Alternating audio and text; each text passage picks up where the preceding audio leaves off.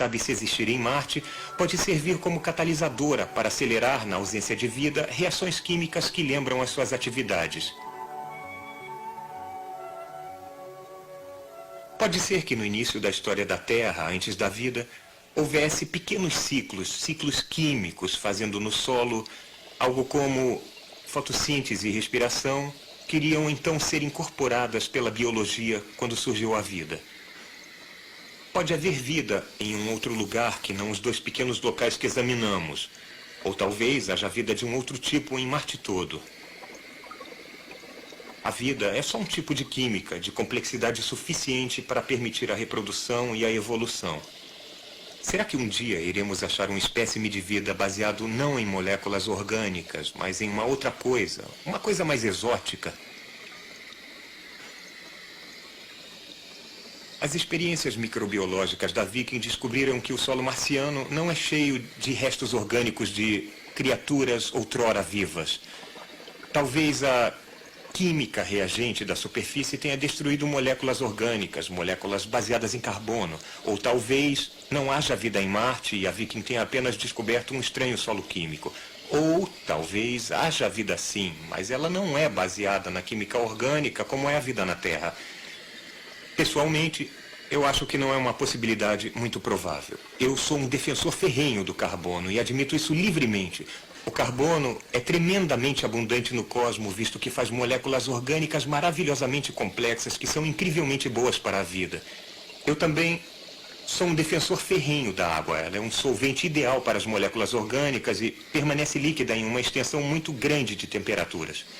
Mas, às vezes, eu penso, a minha afeição por estes materiais tem algo a ver com o fato de eu ser feito principalmente deles.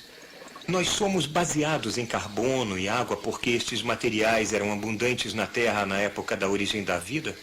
Pode a vida em outro lugar ser baseada em materiais diferentes?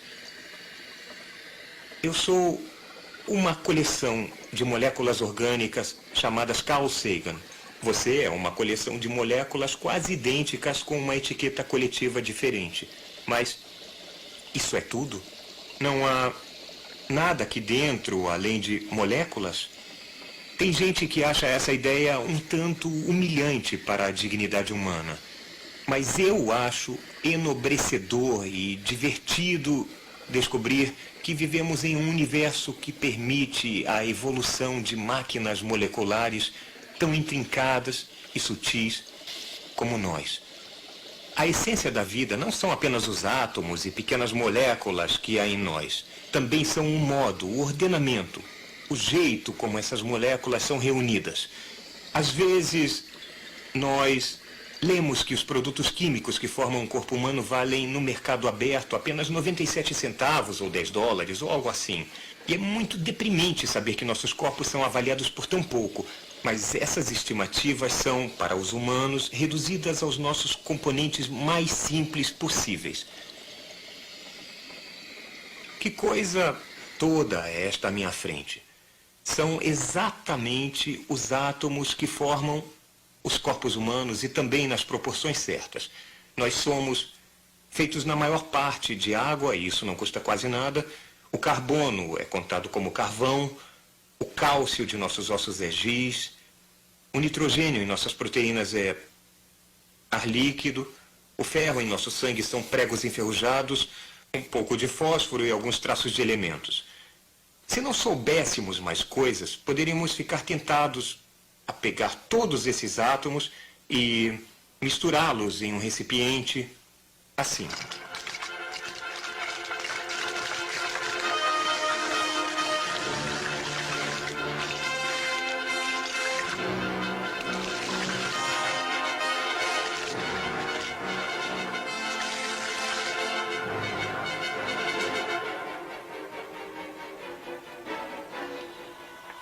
E mexer.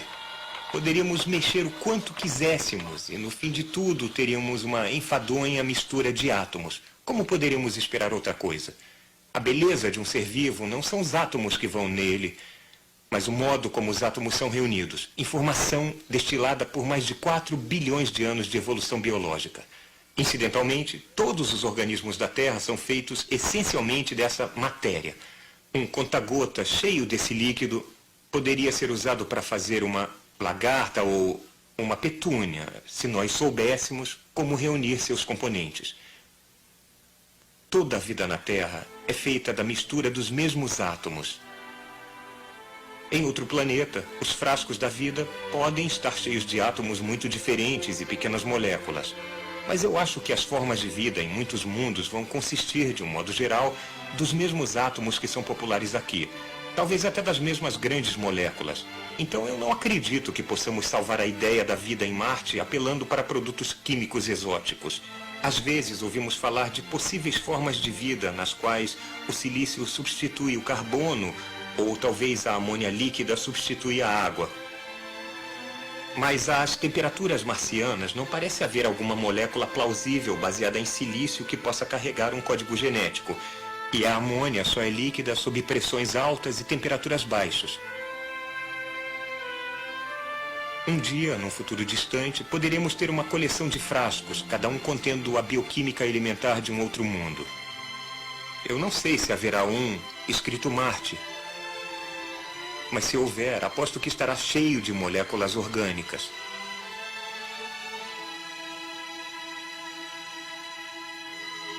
Mas há outro meio de buscar vida em Marte, de procurar as